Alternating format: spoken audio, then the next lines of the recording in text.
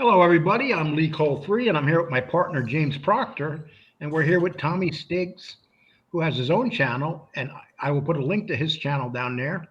And he's going to have some good guests coming up. So I would say that you subscribe to him if you want to see these people that other people wish they can get them.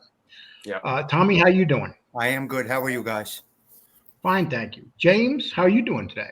Hey, doing really well. I hope both of you gentlemen are having a good day. Yes. Well, I want to talk about something. We're going to talk about Dominick Cicale. Okay.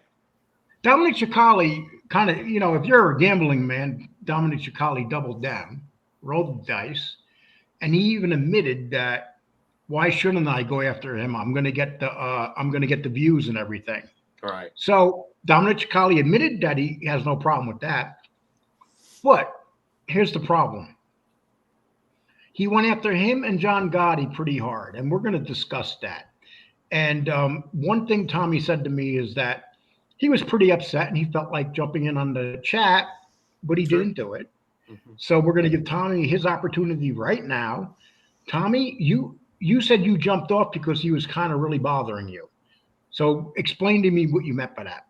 Just think that going in hard, but it seemed like he was going in hard and then he was backpedaling. Going in hard and then complimenting. Going in hard and then saying, I got to give him credit. Just a lot of all around the stuff and just some of the nasty stuff that he was saying. I don't know if they're grabbing at straws or whatever, but he's insinuating things, and maybe you're going to get into that a little bit, insinuating some things, and it was just bothering me a little bit. I laid back, I laid low. I'm not confrontational like that, guys. So I just backed out of the show. It comes up in my algorithm. I'm not subscribed to any of these guys, and it comes up in my algorithm or my news feed, and naturally, we're interested in the topic, and we click on it. It's just what we do, right? And as I was going in, he was just saying all kinds of things about, I don't know, making a RICO case or something, giving them a case, or I don't know, just crazy. James, did you understand what Dominick was saying about the RICO cases? Because here's what James and I know. We talk to people that are familiar with Philadelphia, people that are not rats or informants, and they say it's a fact that Joey is not part of that in life anymore. Matter of fact, I know both names of the people. I'm not going to say their names on here, but I know who the boss is now and who his underboss is now. So, James, why does he keep insinuating this? I guess, and that's something that he's not the only one. But the thing is that a lot of people just don't understand what happened. They think of Philly as the same as a New York family, the way that they operate. But yeah, we can go back to 2011, 2012. He wasn't part of the mob there, according to George Anastasia. Also, Joey went down to Florida. He got in trouble with some Medicaid fraud allegations, and they never brought up that he was part of the mob in that. So that wasn't a RICO case. That was just specifically on Medicare fraud, or Medicaid fraud. And so anyway, point is that the government doesn't think that he is. Not saying that they're right, but like you, Lee, people that we've talked to said he's not the boss. I'm sure he's still got some sort of influence as far as being respected, but he, I don't. He's right. And here's the thing: he's a rarity because he can go back to his home turf, walk down the street. He gets treated like he's a hero. Everybody likes him. People on the street respect him. So see, and this isn't just Dominick. This is informants in general. Yeah. Informants got to attack people that didn't inform and try to bring them down to their level. Tell me, why do you think that is? Yeah. You could see it when they're talking. You could feel it when they're talking. They're not fooling anybody. It's tearing them up, what they did. It's so evident that this is the way that they're expressing it. You could just see it all over them. And I don't care what they say. You can see it. This is their soul burning from the inside out, as it should. as it should. Yeah. But you can really see it. They want somebody to be as crummy as they are. Yeah. Well, I even seen it with Sammy Gravano. He had that sit down with another informant, Anthony Ruggiano Jr. And what was crazy to me is you could see how Sammy Gravano, just his face all lit up when they started talking about John Gotti's niece, and he was saying, "Oh, she ratted," and and that wasn't the case. It was, nothing ever went to court where she testified, and so anyway, even if it did, it didn't matter. She was a 19-year-old girl who wasn't in the life, who's seen her boyfriend murdered. Yeah, exactly. Yeah. And then he starts saying, "Oh, yeah, we have a Gotti that ratted," and so he's trying to basically put himself at a higher level. He's saying, "Oh, okay, well." So James, when you say he, you're talking about Gravano, right? Gravano in that case. Okay. So that's an example of a person. But how about Dominick Cicale? James, how about Dominick Cicale? Because he's the one doing that. But wait, hold on. James, you got to finish that because I know where you were going. I really want to hear you finish that. Okay. You're kind of seconding what I'm saying, the way Sammy appeared when he had to say that, when he said that. Is that what he's saying is that because he can't make an excuse for being an informant, but then he's saying, "Oh, well, a Gotti," so again, we got a civilian, a 19-year-old girl that witnessed her boyfriend murdered right in front of him, in front of her. And so he is saying, "Oh, this woman, this young girl ratted," and he's saying, "Hey, a Gotti ratted." And so he's basically putting himself as saying, "Well, look at this, a Gotti ratted." And so basically they're always looking for ways to justify what they did. If they can grasp at straws like that, then they're going to do that. But you can see it, like I was saying. You could. Yeah. I don't watch him, but you could see his face lit up. That's what I could see. Unbelievable. And okay, so when Cicale did this today, he admitted that it was for the views. That I understand. Everybody says that's what I'm about, so I'll understand that part. Yeah. But then he goes after John Gotti. So he wants to get two things at one time. And James, you and I did a show about how the mob got destroyed. And so he's talking about John Gotti destroyed the mob, and then he says that John Gotti's stupid, and he says that Merlino were stupid. Actually, he kept quoting that. Can't they get how Gotti stupid are they? Go ahead. Yeah, it's like, and then you mentioned Gene Barillo in the same breath as John Gotti. Are you kidding me? Can't they get Gotti out of their mouth and do a show? Can they not? They can't. Yeah, and so what we did, I mean, we've talked to attorneys. We had Matthew Marion. He's an attorney, great guy. And so what he said was there was a couple of reasons for, and we're not going to do a show on this, but right now, but I'll summarize it in 30 seconds. Is that you had RICO happen. That was one thing.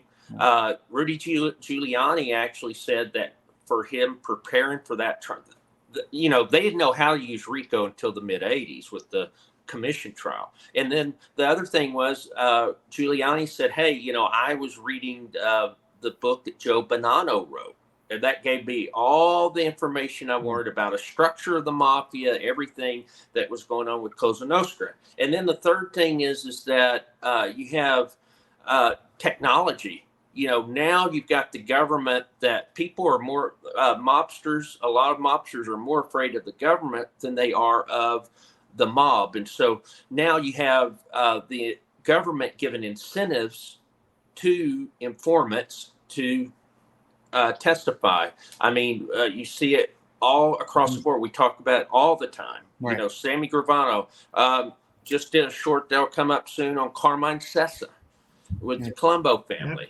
Yeah. And so you just see these guys that did that. So that was the other thing. And then finally, the thing is, the neighborhoods are not together anymore. People are, Italian Americans are integrated into the cultural structure of this country, and Right. they are no longer in these neighborhoods, these little Italies. And so, Enclaves. Yep, the enclaves have gone. yeah, they're in Long Island, they're in the suburbs, and now the kids have opportunity to go to college and do other things and be a gangster. And most of these gangsters, the big ones in the 70s, 80s, most of them steered their kids away from going in that life. That's right.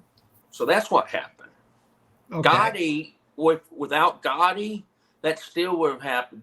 The mob would be where it is today. Gotti didn't bring it down. Yeah, you're right. And Tommy, I want to ask you a question. Was there a mafia in the 90s and in the 2000s? Forever. There always will be. And the For mafia was 1,000 doing years. pretty well. Yeah. And the mafia was doing pretty well. Was doing pretty well after John Gotti went to prison. Am I right? Before, during, and after. Not going to change. Yeah.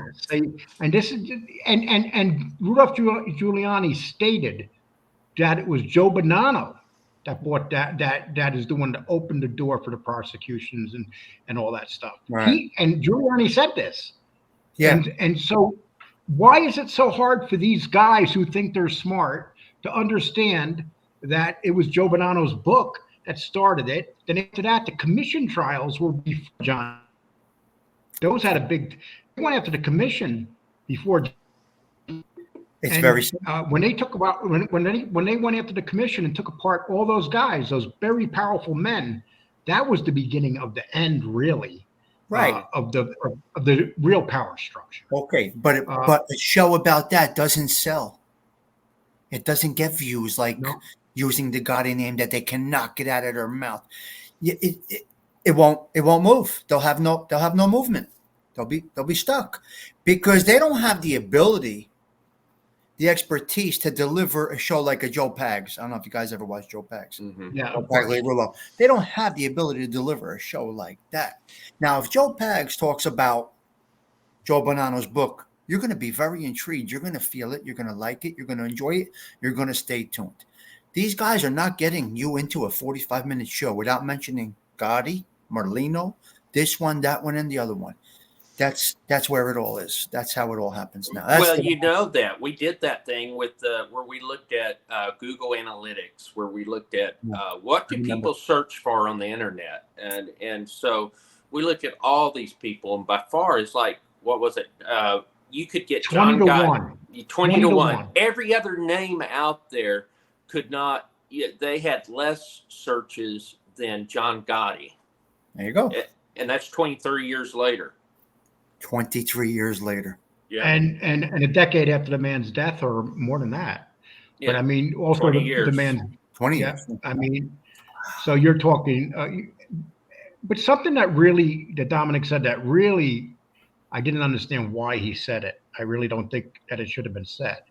He said that if they find me dead, or if something happens to me or Gene, they know where to go. So he was insinuating that if something happened to me, it would be they would know to go to Joey. What? What do you think? That's what he said? Yeah, that's what he said twice during the show, maybe more. I heard him twice say that. And God, that's what ridiculous. do you think of that, Tommy? That is ridiculous, and nobody's gonna mess with a government employee, right? Government employee, right? And he admitted it. Well, he admitted that he was protected by the feds. He is. He said He's a the government feds employee. will know where to go. That kind of creeped me out a little bit. It's like you just said the feds. You're putting the feds and saying they're still protecting you. I don't understand what you mean here. I call them a government employee, basically, is what they are. And just to even say something like that, now, like you said, James, that they're grabbing at straws big time when they do that stuff.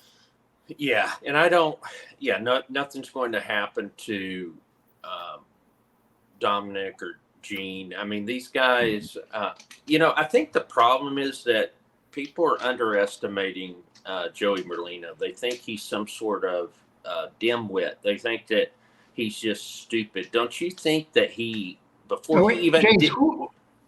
James, who is it that thinks he's stupid? Well, it was Dominick today. Yeah, but the problem that he's having, James, and you can follow me up on this. The problem he's having is not with the average Joe that wants to watch good entertainment. He's having a problem with the informants. Talking about Joey Merlino. Yeah, that's who You're the ones calling him stupid. Right. Yeah, right. Hey, James, pick it up from there and tell me what you think about that. Yeah. So yeah, and so the point is that so he gets this podcast, and like I said, it is, and we've said it multiple times. It's professionally done. You know, the person that's with him, DJ, Snuff. What's his name? Joe Snuff, Little Snuff. Little Snuff. I don't know why I call him DJ Snuff, but Little Snuff. So this show, and then they're going out to restaurants. They're doing different things. So it's an entertainment show and all that. And so, but the point is that I'm really nearly 100% sure that before he even did any of this, he talked to his attorneys and advisors, you know, can I do this? If so, what can I cover? What can't? Am I going to get in trouble with the government? Or is this going to get anyone jammed up? You know, well, he's not going to do that. Yes. Let me add to that. This was going to launch a year ago. This was breaking news a year ago. This news did not break this year. This is a year ago in the making. Right. He wasn't ready last year. He was ready, but he was cautious. So if he would have launched it last year, it would have been premature. Mm-hmm. It was the beginning of football season. I think it was the beginning of football season, and he put a pause on it. And I'm going to think what you're saying, he really did some deep diving into what he should do, what he shouldn't do, what he can say, what he can't say. And that's why I think he delayed it a full year to come in with this full on scale, on top, A+ production. And like you said, and it's also football season. I know that he wanted to launch this in conjunction with the beginning of the football season. Yes, right. Last year, it was going. You know, the chat was going around about doing it. Mm-hmm. But it was the idea came up much too close last year to football season. Yeah, they need time to do it, prep, and I'm sure due diligence. That's what he did. But not just for the sports part. For all the things that you just said, checking with checking everything out. Well, it's a smartly done show. What it's doing, and for anybody that called Joey Merlino stupid, they got to look in the mirror. They really do, because this is a man that is not stupid. You could just tell by the way he does his show. He advertises without advertising. He'll literally advertise something without even coming out, like these guys would. Well, like they'll stop for 2 minutes and do the commercial. Nope. He does it, and you don't even realize he's doing it. Yeah. And that's one thing I noticed about him. And I also noticed that when he has things well thought out. And this guy Snuff is taking a lot. He's starting to take a lot of abuse by this sector of the of the informants. They're hitting him. And I've researched this guy, and I know a lot about him, and I'm not going to tell anything about him on here, but I could say this much. He's not a bum. He's not a creep. He's a successful businessman. Mm-hmm. He's a hard worker. He's your typical Joe. Can I add Can I add to that, Lee? Yeah, of course. Go for it. Monday night, if you join my show, 6:00, Snuff is coming on. We're calling it Who is Little Snuff? My thumbnail is up already. This is going to be Monday night, 6 p.m. We are going live, and you will find out who Joe Snuff is. So we're doing that. We went back and forth today, and it's already set. Monday night, 6 p.m., 10:16, right? Yeah, 10:16. Mm-hmm. And they'll find out all about Snuff. So, Tommy, the guy's not like this little gangster walking around, right? This little street urchin out in the streets causing trouble. No. He's nothing like that. No, regular straight guy, and perfect for what Joey needed to do. And that's what I like about the choice for him is that, and you would have done an excellent job. I really believe that. But and I know you could have done that. But Joe Snuff, one of the things I like is that his personality. You can't have two people that think the same or do the same. And so, you have a personality style with Joe versus Merlino, and so I think that's good. That's what Lee and I have. We don't have the same personality. We were talking about it. It's the Abbott and Costello factor. It's the straight guy and the clown. It's good. James is my straight guy. Yeah. Snuff, and I'm not calling Joey a clown. I'm saying that he's the aggressor. He's the loud one. And then Snuff is the more reasonable one. It's a perfect combination. And that's it. That's the combination. Snuff is a hardworking guy off when he's not there, just like James is. Regular guys. Yeah. And that's what our shows need. And the way you said about the advertisement, Lee, that was a good point. We're at such and such a restaurant. We're having field permit, whatever. And, you got it. The advertisement is right there. Boom. Incorporated the jewelry incorporated right into the show. Beautiful. Yeah. The watch. He put the watch guy out there. And you know what I wanted to do when he got that? I was like, damn, why do I got to be a broke? I want to one of those watches. It's very native and natural the way he does the advertising. It's brilliant. That shows someone that has thought this thing out and knows how to reach people, the audience. That is brilliant. And that's how, most people can't do that. And that's the way that you market and do it successfully, because you don't want to throw it in their face, but you want to do it in such a way that just comes naturally as part of the presentation of the content. Right. Okay, you can keep on talking, guys. I got to pull something up. Yes. So.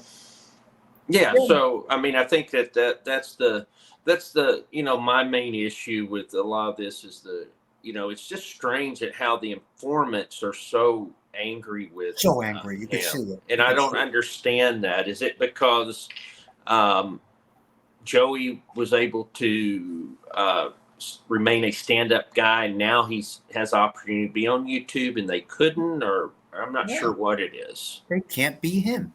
And it kills them that they're not. I don't care what they say. And that's what it looks like from my eyes. It's just burning at them, and they just can't. So do you think he's a Napoleon complex? Do you think Joey has a Napoleon complex? No. I'm hearing that as well. Yeah. Never. Very confident individual. Well spoken with the way he speaks. No fear. No, there's no Napoleon complex. There's none of that at all. Very respectful to people. Yeah. Whatever happened in that life. When you have a conversation with him, it's a beautiful conversation. And I've had them. Beautiful conversation. And I noticed that he brought on a couple street guys. I'm going to put up a short on one of them. Yeah. A couple of guys that rehabilitated their life and they're doing well now. Yeah. But it seems like what Joey Merlino is he's loyal to his old friends. And when you're not a rat or an informant, your old friends trust you. And I'm going to put up a guy right here. We did a short on this. And the reason I'm putting him up is because I want people to understand that this guy could have very easily ratted. And we're talking about Chef Ange. Angelo. Okay. Gangster chef Angelo Lutz. Listen to George Anastasia talk about Fat Ange. They say there's no second acts in life, but Angelo Lutz putting the lie to that claim. Angelo was a mob associate who spent 7 years in jail. He was convicted of racketeering charges, along with Joey Merlino and 5 other co-defendants. And back at that time, when Angelo testified in his own defense, he told the jury he was a crook, not a crook.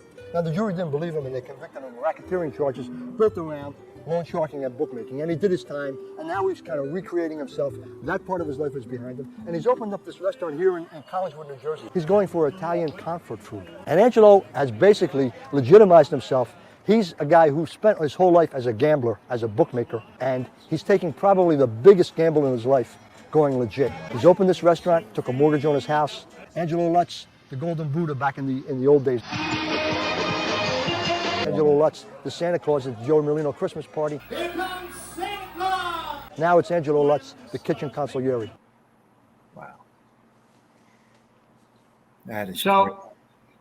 And James put that together, by the way. Nice. And like always, he always does a great job. Thank you. He's getting better and better at these things. That's fantastic. That was great. The shorts have moved our channel to a different level, and every day James will call me up and say, "I learned this about doing them. I learned this about doing them." Yeah. And it's like, and I'm like, well, I just put the phone up like that and shoot it. I know, but it's beautiful. It's perfect. So and that's one thing. This is what an informant don't understand.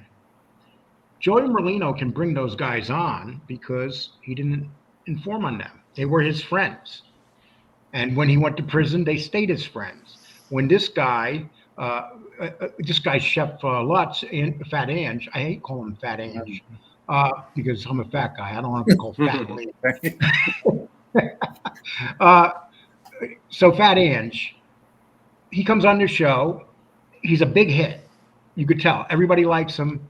I'll give you an example. Angel Gotti loved when he came on. When he came on and did the pork chops. Then he brought on the guy with the wig. That was like a comedy show.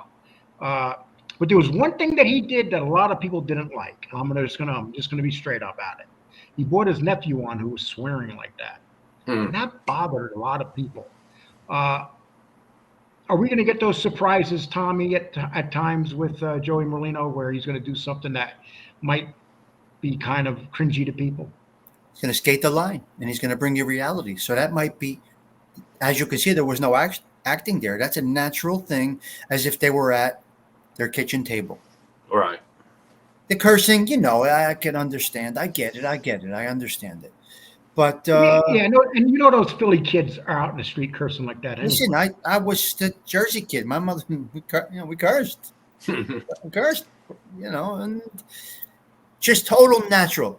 You could see there's no acting involved. Just totally natural. No, and that's one of the things Dominick used against Joey today too. He brought that up about the kid there talking to the kid about gambling and stuff. But Dominick talked very highly of the worst human being I think there is when it comes to being a rat, and that's Joe Messina. I mean, this is a guy that ratted. Yeah. He spoke highly of Messina? At times he has, yes. But if you're going to speak highly of Messina, how can you talk down about John Gotti? Or Joey Merlino? Or Joey, without a doubt. But I mean, you're talking, I think that if you'll notice, all these informants hate John Gotti. Is it because John Gotti was what they could never be? Yep, 100%. I believe so. It burns up them. Yes, I do. Yeah, that is interesting.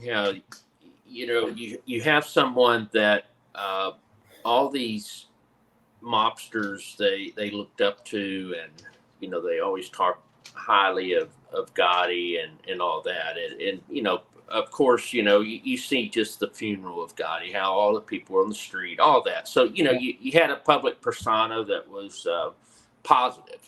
And so now all of a sudden, a person becomes an informant, and then Gotti's like the worst person ever. So they're going to say he's the reason that the mob went down and all that. And so, I don't understand that, if it's just a way to, find a way to blame someone else. I don't know. It's just interesting. Yeah, it is. And that's all three Gotti brothers. Peter died in prison. Gene did 30 years in prison. Yeah. And John Gotti died in prison. And they can't stand it. They can't stand it. And so they'll have to come up with, John Jr.'s a rat, even though he had 5 trials. 5 trials. Not 1, not 2, not 3. And I think Joey said he had 4 trials? Yeah, 4. Yeah. I think 4. Yeah. And he did serious time. Yeah. He did serious. And I think when Amanda, and see, Dominick Cicale did serious time too. Yeah, but no doubt. You can't take that away. They did serious time, 100% did the time. No, you can't take that away from a man. I get it. I understand it. And then after all of that, you're proving yourself after 18, 17 years in jail, and then you destroy your whole name after all of that. And you know what a lot of these informants do too? They say that they ratted because they took my money away from me on the street. How many informants have we heard say that, James? Because they took the money? Because they got shelved or something, right? Well, no, I think when they're in prison, what they're saying is when they go to prison, their families weren't taken care of, or they weren't taken care of. They didn't have money in the commissary, all that. You know, the thought is that. But you look at Sonny Francis, and he didn't. They did that to him. The Persicos were greedy. They didn't help him out. And then you know, it's just, that is unfortunate. And, you know, I think a lot of that really boils down to your captain, your crew, you know, trying to get someone to make sure that money gets to you. But yeah, I mean, I'm going to be honest, there's going to be, that's bad, you know, and that does happen where the people aren't getting the financial support. The thought is that if you're going to live that life, you get jammed up. The family's going to help you with legal resources and money when you're in prison. But, you know, that's never happened, though. No. When you have a bunch of crooks out there, they're not looking to give away no money. That's just the reality of it. Right. Let me add to this. Did they carry somebody instead of buying a new Mercedes? I believe, for Dominick's credit, he did carry one person. I don't remember the person that he carried, but he did. I believe I do know for a fact he carried someone, and some of them do, but you know, most of them didn't. Most of them didn't. Well, the reality is, he said he carried someone. We don't know. Yeah, I can't remember the name, but there was a name given to me. There you go. Another point. He did, however, 17 years in jail. He did the right thing, carried somebody, and then he destroys his name.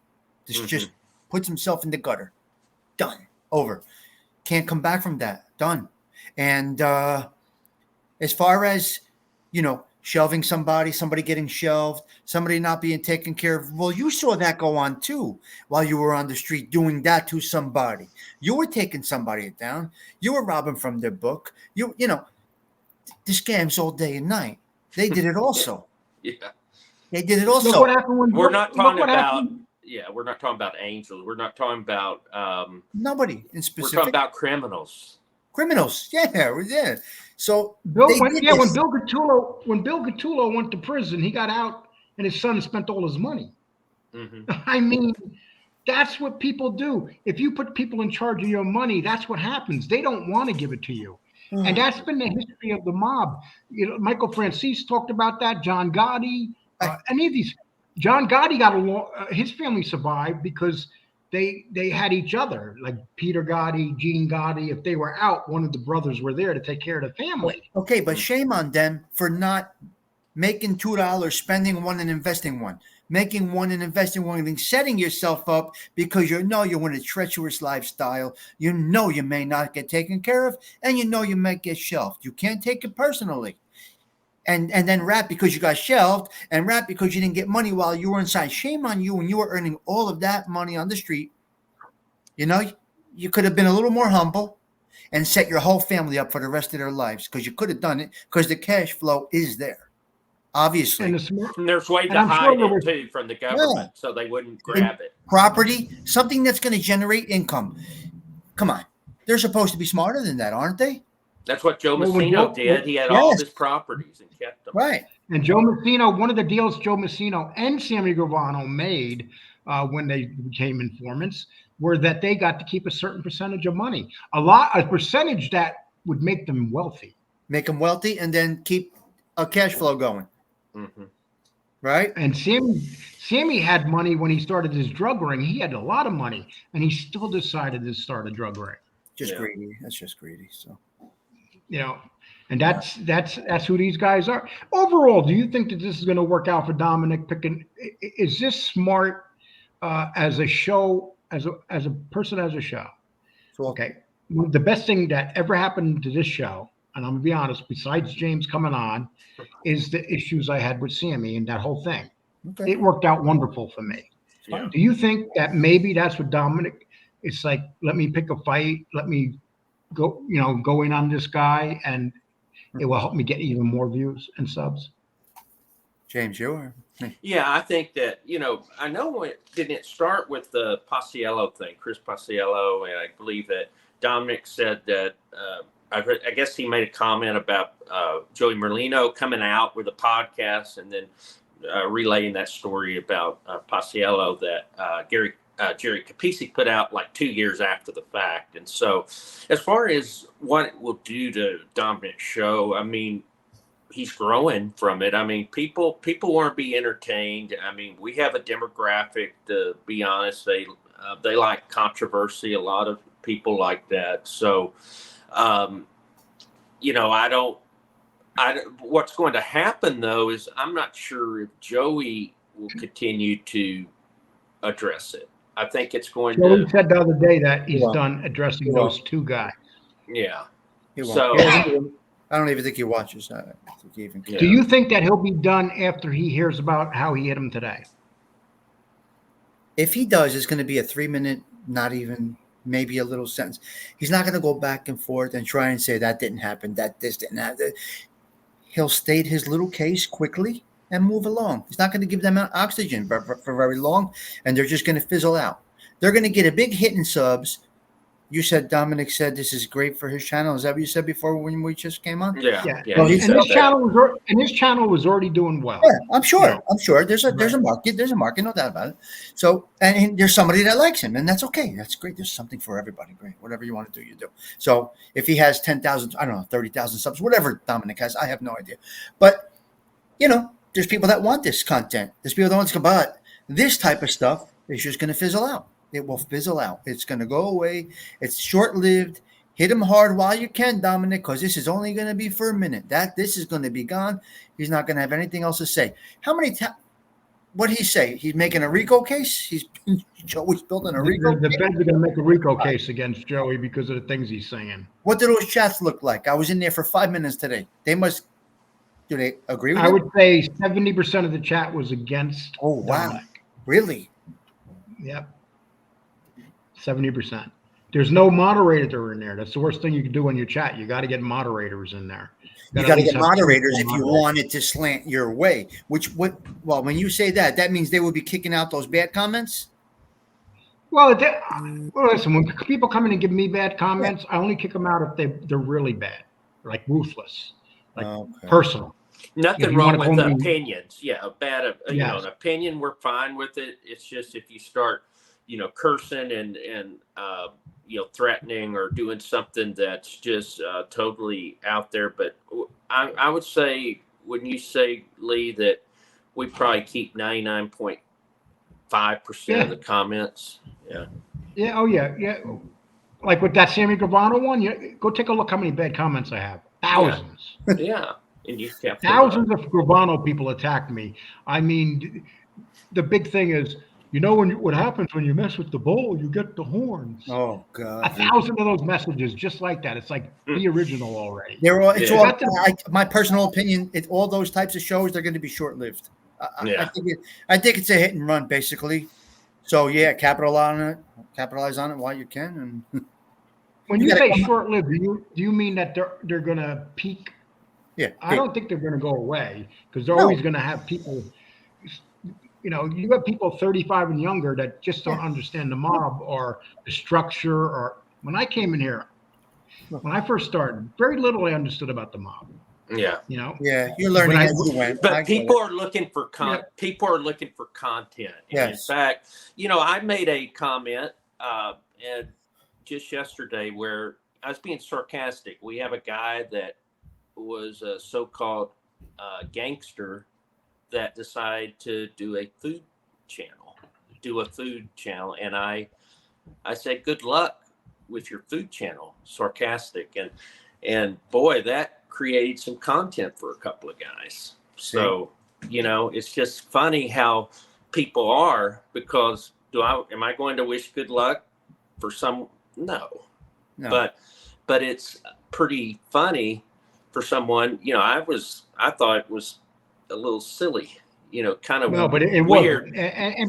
But James said he understood, took it down, and no, I took it down because people think I really like the dude or something. Oh, okay. I just took it down. Yeah, I don't.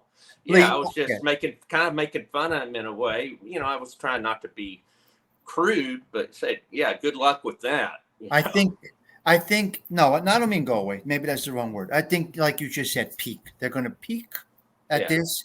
When you got to grab at something of criticizing the guy for bringing his nephew on and the way his nephew acts, you're kind of grabbing now. You're just trying to that's what it is. People need content. They need something to talk about. And so, they'll grasp at straws. And we see it, everywhere.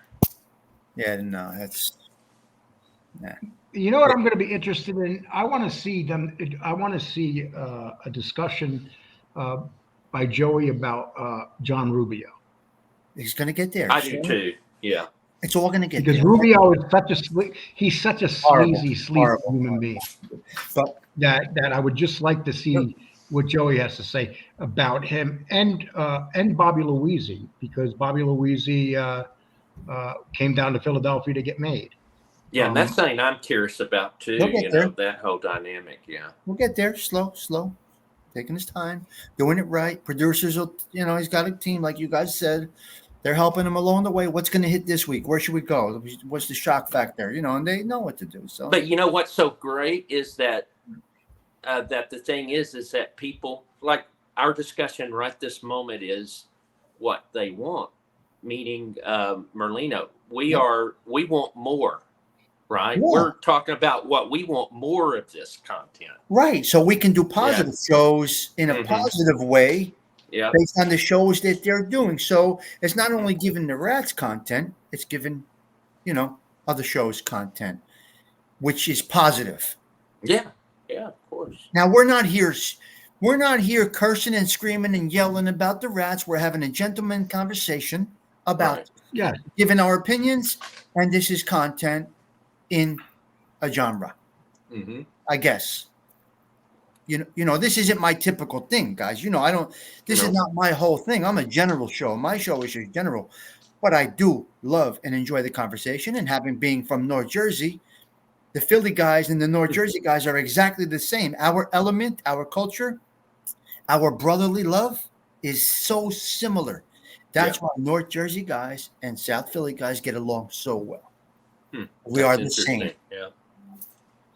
And here's a video I like to play for Dominic next time you think about John Gotti. Never lie, because I don't fear anyone. You only lie when you're afraid. And then he had another one. It's better to live one day as a lion than 100 years as a lamb. And you prove that. What you want about John Gotti, but there will never be another John Gotti. His influence in this genre is, if there wasn't a John Gotti, you wouldn't have nobody talking. He was front street, a gangster, and that's what he wanted to be, and that's what he was. And you guys anybody could say what they want about him, right or wrong or indifferent. The fact is, the matter is, you can't deny what John Gotti was. Wow, that's great. And whether you like Danny Trio or not, I think he narrated the second half of that very well. And even when he was arrested, he had a smile on his face. When he was in the courtroom, he had a smile on his face. While these other guys who informed, they were frowning, they were crying. They wanted their freedom. He knew where he was going eventually. He said it in the tape. He said it in tape where it's going. Yeah. He knew it. He knew, and because every boss before him, clipped, life, whatever it might be. Same thing with Merlino. Merlino never got a body, never got conviction on a body, so he's not doing life, right? Which is great. And Angel Gotti said something that was very, it really made me think. She said that Joey Merlino's here now. And I said to her, Angel, being that Joey's here, does this open the door for other guys to come here that have not ratted? I mean, will there be some more guys, straight up guys? They came out of prison. They changed their life. They were gangsters. Are there going to be more Joey Merlinos? Tommy? I don't think you're going to find the personality type. That's very difficult to find. Just like a John Gotti personality is very difficult to find. And a Joey Merlino personality is very difficult to find. They want to, I'm sure. They feel it. But, self-control can be very tough when you get on that camera. So To be determined. We'll see how it goes. Somebody saw this and they may get that spark on them, but he's not afraid of anything that comes up and will address it head on, basically. He's not afraid of everything. Everything is there. So he's not afraid of it. He's almost at 30,000 subs. He got he got about 30,000, 122,000 on last week's show, and I think he was approaching 70,000 on last night. Where are we? Thursday Yeah, show. that was 70,000 on Thursday's show. Yeah. James, do you think that Joey Merlino is like someone that's really opening the door for other people to consider doing what he's doing? Possible. Yeah, 100%. And I can't divulge something, but I can say that there's going to be more people, but it may not be YouTube though, right? There's other platforms. So I believe it will open up the door for other people that would be able to bring content that never ratted. Well, they can't use that. They can't use that show as a goal, because I don't care who it is, they're not going to get those numbers like that. It might be interesting, and somebody would love to watch it and see it and appreciate it. But those numbers, the personality of there's only a couple of people. Yep. Yeah, a couple of people, but there's not that many. Right. Yeah, I mean, if John Jr. came on, he would get those numbers. Yes. But after that, I don't think. Well, I'm sure there's a couple other guys that we don't talk about that they just walked away from the life. Yeah. I talked to some of the guys that are, that had parents that were killed in the life, and they were in the life and they're no longer in the life. Right. Their father and this one gentleman, his father's a stand-up guy, and he emails me all the time from Florida, and guys like that, guys that just come forward and they want to talk about the life and what it was like to be in the life, or what it was like to be a child in the life. So they do want to come on. Yeah, they do want to come on, but they're afraid of the FBI. Really? Yeah, because this one gentleman that came on that started going out in public, the FBI, he blames them for shutting down one of his restaurants as a warning. Wow, interesting. Was he going in hard against the government and exposing things, or? Well, of course, because his father was killed, and the government had they sent his father to his death, basically. And it's a very interesting story, but I can't talk about it really because I promised him I wouldn't. This is just shocking. But it's, and once he started talking about it, next thing he knew, his restaurants were getting inspected, and one was forced to shut down, and it was a successful restaurant. Right. Tommy, look how still he is. Look at he's so still. Well, that's the first time that we froze today, which is good. Did I freeze? Really? Wow. Yeah, well, just for a second. Well, everybody's relying on internet connections. It's crazy what the world is relying on right now. All of us.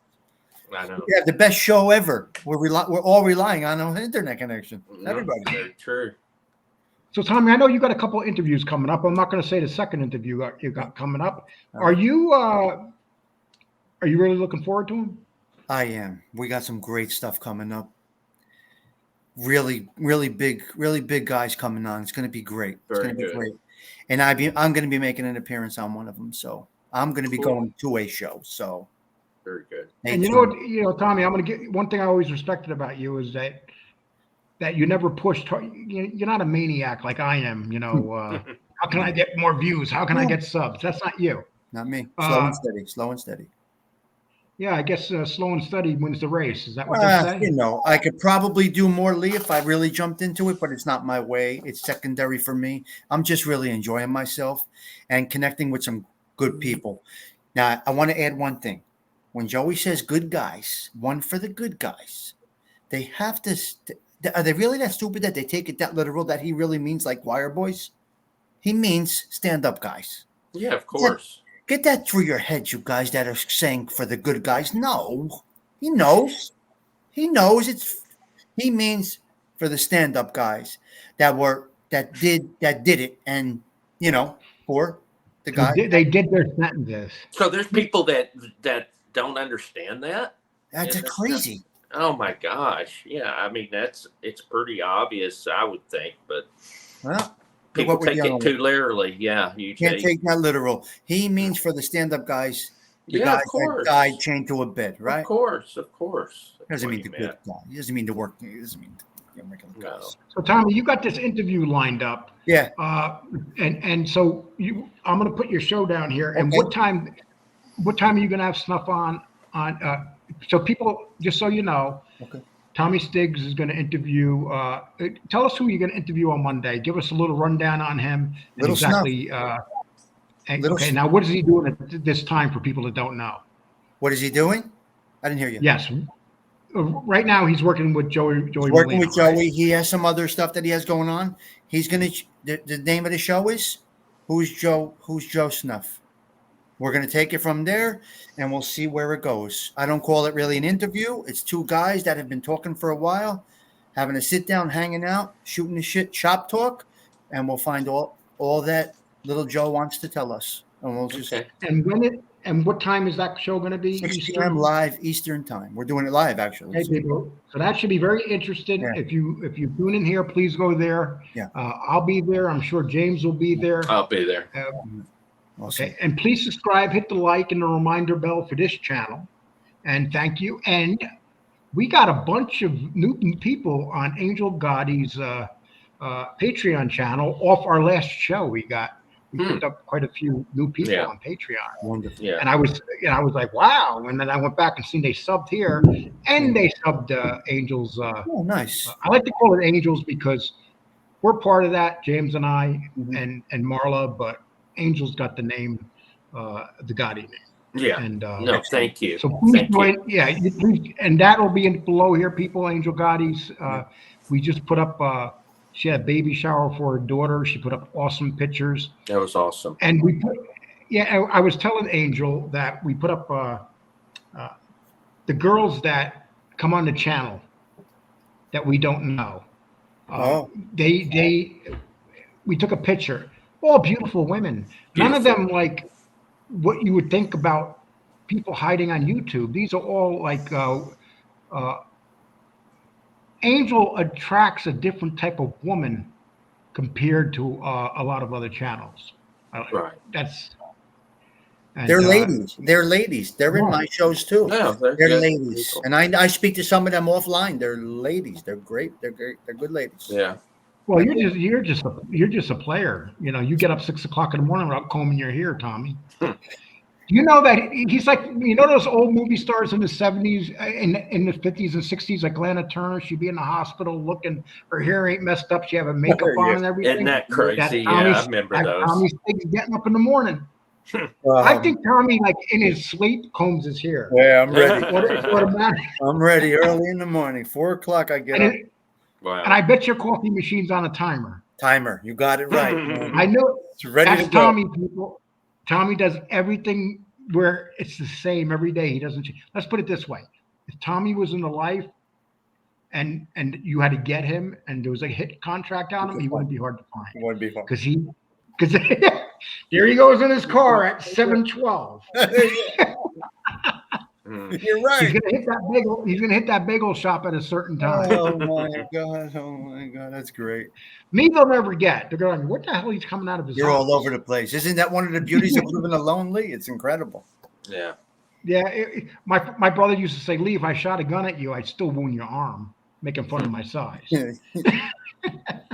That's great. No matter what.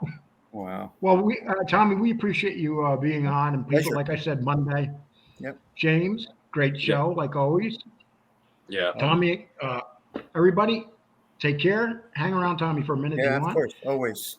Take care, people.